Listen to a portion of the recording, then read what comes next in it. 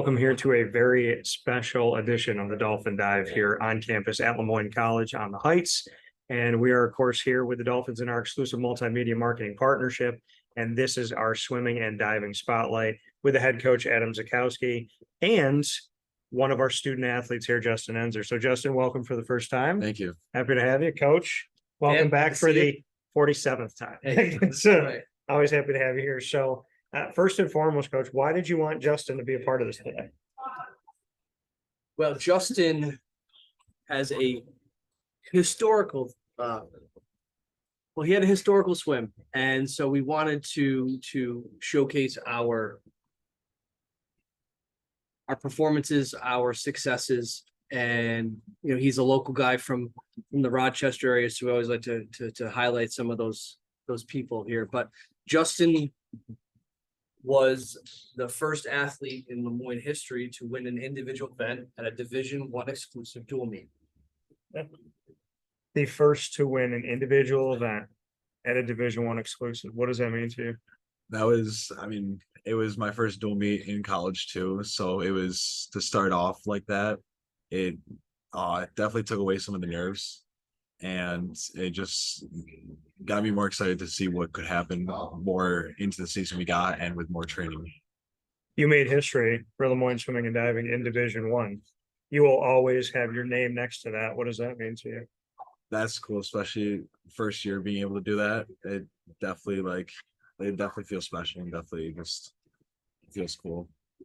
Coach, how do you feel like Justin got there? What was it about his preparation, about what you saw in recruiting, that made you believe that he could have such a moment?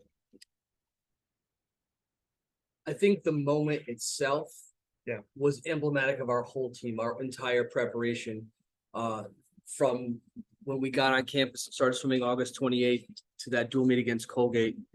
It was all the work we put in. Justin just happened to put those pieces together first. Yeah. And so he was able to break through initially, right? What makes him special as an athlete? When we started the recruiting process with Justin, we actually, before Justin actually spoke with his brother, who actually is at a different institution. And when we started talking with Justin, he's like, "Hey man, I like LeMoyne, but you should know something about me." It's like, "Okay, what is that?" He goes, "I've got this knee thing." I'm like, "What do you mean this knee thing?" I'm like, "You got two, right?" He's like, "No, I have this thing, and I think I need to have it looked at by a doctor." And I said, "All right." I said, "Do you do breaststroke?" He said, "No." I said, "Oh, well then, what's the big deal?" Right? And so right off the bat, he was honest with us, and honesty is one of the core values we have here on the swim team.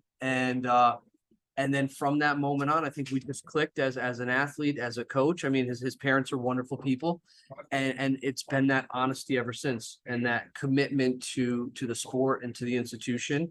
After he had a procedure done, I called you that day to make sure everything was good. And it's been like that since. And I know we made the right choice coming here, but we love having people like Justin who are really just tremendous student athletes. Justin, why was it important for you to be honest? Because obviously, if he was going to be my coach for the next 4 years, I couldn't hide anything from him, and it was just wanted to make sure he knew what he was getting if I did come here. Because obviously, I didn't know how it was going to turn out after my knee surgery, and I wanted to be just straight up right from the front, so then he could know what had senior year, because that was before my senior year started, so he could know why my times were where they were and what would happen, and he could make a decision if he still wanted me or if it was that kind of threw it away. But one of the first things he told me was it didn't affect how he saw me, and he still thought I'd be a great addition to the team, and it didn't change anything once he heard I was going to have to get surgery. And to have that honesty, Adam, in a world where sometimes people treat facts as relative to who they are, there's not just simple facts like the sky is blue. It's like, well, it's blue to me, but it might be green to you. Right. So when you have someone that wanted to be honest, that met you with morals and values from the jump in recruiting, just what that said to you, because obviously you're looking for talent for your swimming and diving team, Right. but you're also looking for good people.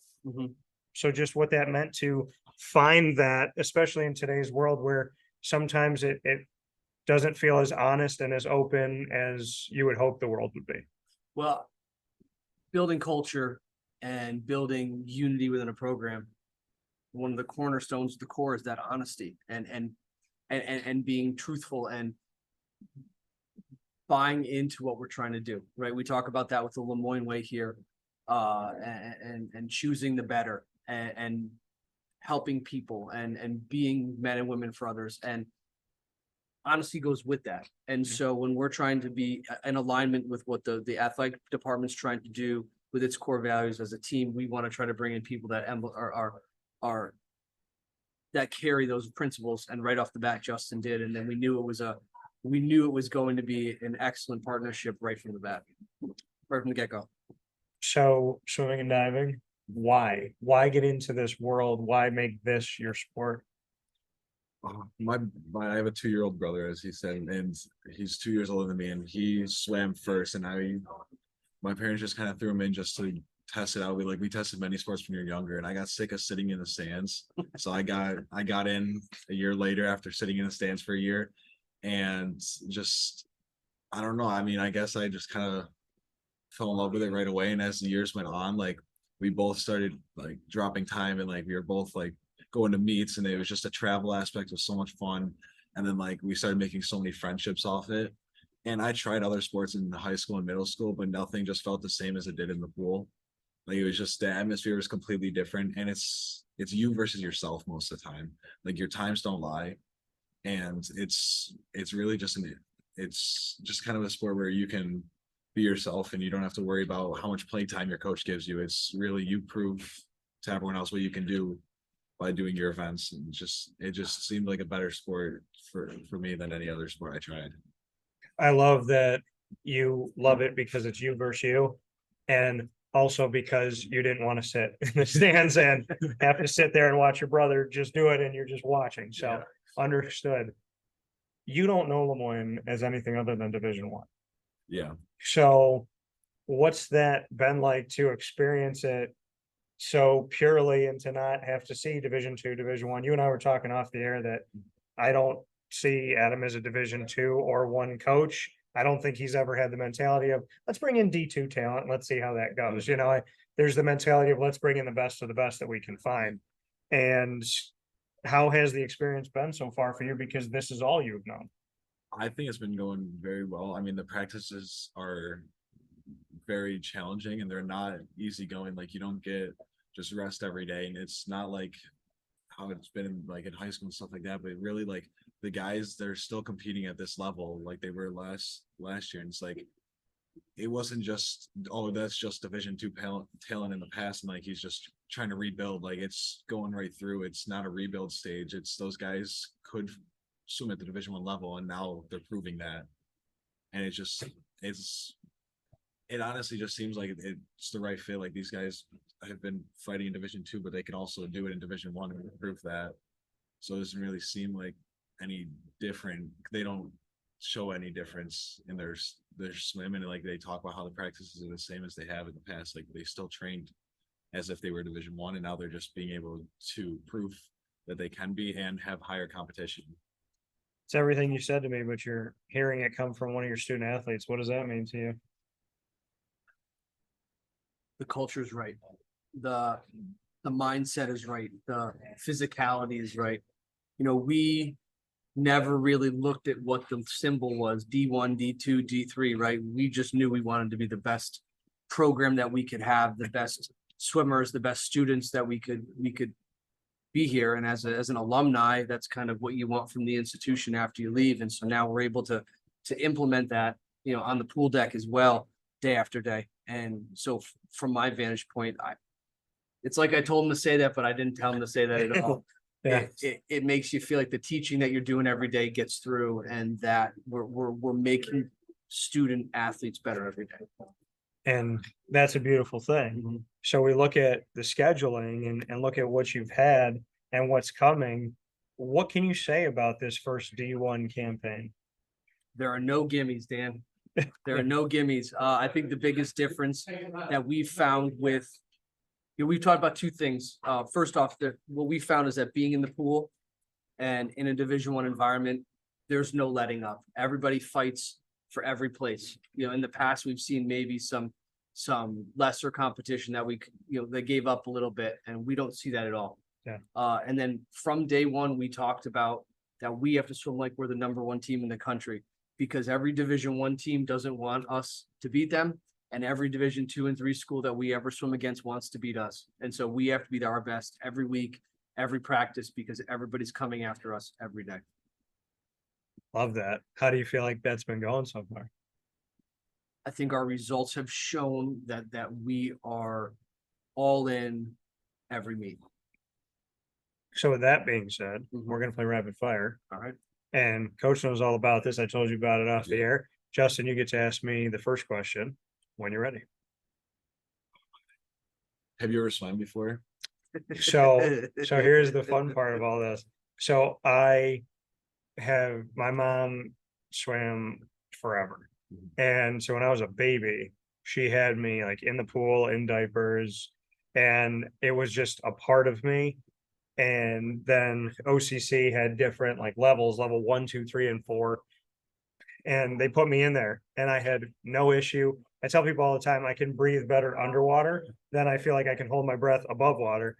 So I just kind of got into it because it was in my family, and I never swam on a team, but I was one of like the top in the class to go to that level 4 diving at OCC, and they only took a few people. And now whenever I'm out and someone hasn't like known me for a while, like if I'm dating somebody, like she'll be like standing there with my mom and she'll go, was he born in the water? Like, because I'll be in the water for 8 hours and I will constantly be testing myself, and I love to swim underwater. So I'll just kind of pick a point in whatever pool I'm in and say, okay, I got to get from here to there without coming up once. So most people tell me that they think that I was born in like Atlantis, but so I've never been on a team, but I have a deeply rooted passion for it. And yeah, I mean, you have to kind of like pull me out of a pool most of the time. So let's say that. All right, Justin. If you were starring in a movie about your life, what would the movie be called? And what actor would play Adam Zaczkowski? For the name, Yeah. I don't know. That's a tough one. I mean, it could be. I don't know. It could be just. I don't know, because I'm trying to think of like other names for like. I don't know what it could be though, but be the next chapter or something like that, because it's still the past, but there's still more to be shown. And I don't know, I guess it could be just called the next chapter. Okay. Like the build up. It could be the build up. All right. And what actor's gonna play your coach? I feel like Adam Sandler could fit the Ooh, role. Would it be a comedy or would it be serious? He's done both. I think it could be a mix of both. Okay. But I don't know. I feel like Adam Sandler would play the perfect coach. Okay. Just between the outfits and the personality. Okay. All right, coach, what's your first one for me? Ooh, all right. So Dan, you've been to hundreds of sporting events. Yes. And 8 years ago on Halloween, I got to bring my father to the World Series when the Mets played the Royals. Mets were my team when I was growing up. My first recollection of baseball was the 1986 Mets. You got to take your father to the World Series. What was that like? I don't know if I can live long enough to find the words if I live to be 100. I am very grateful to God. I think I spent more time, and I think I said this to you, but I spent more time watching my dad watch the game than I watched the game. I just kept looking to my left and just being like, he's here. Like he's alive. I get to be with my dad watching my favorite team in their stadium in the World Series. The last time they played was 22 years ago in the World Series. And I watched that with my dad, and my dad is a Yankee fan. And it was the first time I ever saw any one of my teams win a championship. I threw my hat at him and I was like, I told you. And then I ran upstairs and I woke my mom up and terrified her because she was sound asleep. And it was a couple of minutes after 10 o'clock at night. But to be with my dad almost 8 years to the day that you were with your dad. Yeah. Because we were on the 30th of October, you know, it was really cool to feel like I got to share that with you. And I don't know if there's a greater moment in my life in sports than to be like, you want to go to the World Series, Pop? And him being like, yeah. Yes. So I don't have enough words to describe what it felt like to just be going through the process of walking to the game, flying, being at the game, and just looking to my left and looking at my dad, and walking down the street and looking at my dad, and my head going like, you're here with your dad. And this like little kid in me was like, just cherish that. Yeah. So yeah, very emotional, but really cool. All right, Adam, you get to ask a question to Justin now. All right. So when we were in the recruiting process, I was also talking to your roommate, and I thought Justin and your roommate, I'm not going to give him his name, you can give the name, we're going to make a great pairing. Dan, so you know, Justin, what, 6'3"? His roommate's 6'3", blonde hair. I mean, these are like carbon copy guys. Did we make the right connection on the roommate side? And what's his name? Grant Straub, he's from Florida, and I think it was a great connection. There you go. It once I saw his commitment post, I ended up texting him and I was like, congrats, and I was like looking forward to be your teammate, and we started talking, and then we exchanged numbers and we would just talk randomly like out through the summer and stuff. And then a couple weeks before school started, he was like, hey, do you want a room? Because I know we talked about like stuff like that in the past. And then he was like, do you want a room? And I said, sure. And so far this year, it's been a great experience. It's definitely helped having a swimmer roommate, because those 6:15 practices do not want to be walking down to the pool, especially once it's gotten colder. Yeah. But he's definitely helped me get out of bed in some of those mornings. But no, I think it's a great connection. I'm really happy with the roommate I chose, and I think it's so far so well. I like that. And to have a Florida guy willing to get you up in the cold is even more special because of all the heat that he's used to. Yeah. All right, Justin, you get to ask one to coach. So I know you were talking when you recruited me heavily about relays and the opportunities we have. And I know we lost, you guys graduated a couple and then lost the sophomore and stuff like that. And do you think we can still hit some of those marks with the group we got? And like, how far do you think we can really take that? All right, so the realities of college sports is that there's roster changes. People come in, people leave, people voluntarily leave, transfer portal stuff happens. And so lots of times you start the season with one team, and sometimes you find yourself ending with different pieces. Yeah. And when we project out what we think we can do this season, we had to change our focus, right? We thought that the 800 freestyle relay was going to be a relay that we could really be competitive in, and I still think we can.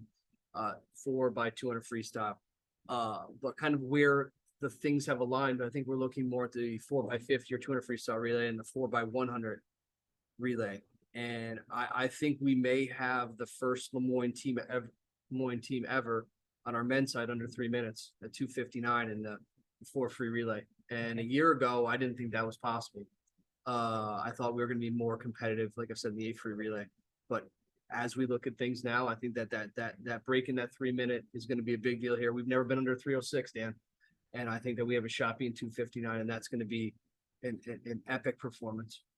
Yeah, and that's awesome to hear. And I know you're always looking for a little bit more. Yeah. So they get up at earlier than 6:15 to be at the pool, but you can come at other times and come and see them here on campus. So our final note is going to be from these two gentlemen. Coach, you first. why come to a meet? Why come and support these teams?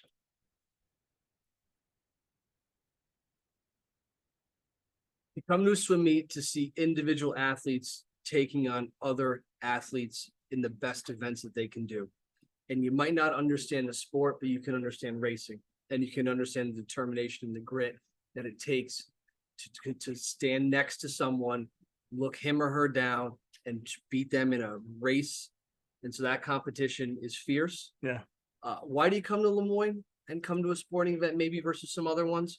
Because this is where you can actually be right courtside, poolside, pitch side.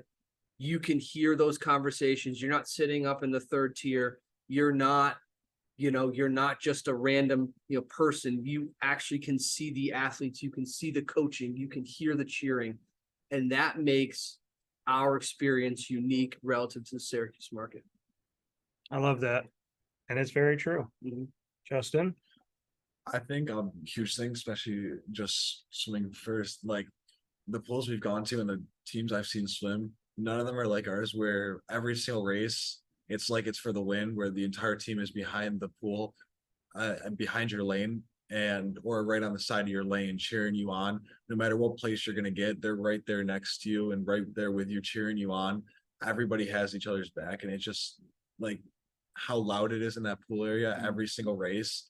And just the atmosphere, like how well everyone has each other's back. It's just, you can't find it anywhere else. Justin Enser, Adam Zaczkowski, myself, Dan Tortora. This edition of Dolphin Dive, perfect because we're talking about swimming and diving here on the Heights. And we hope that you will come out and support them on the road in their meets, as well as right here in Syracuse, New York. And as they have both described so well, the best thing I could say about LeMoyne is experience the difference. We'll talk with you soon. Be well.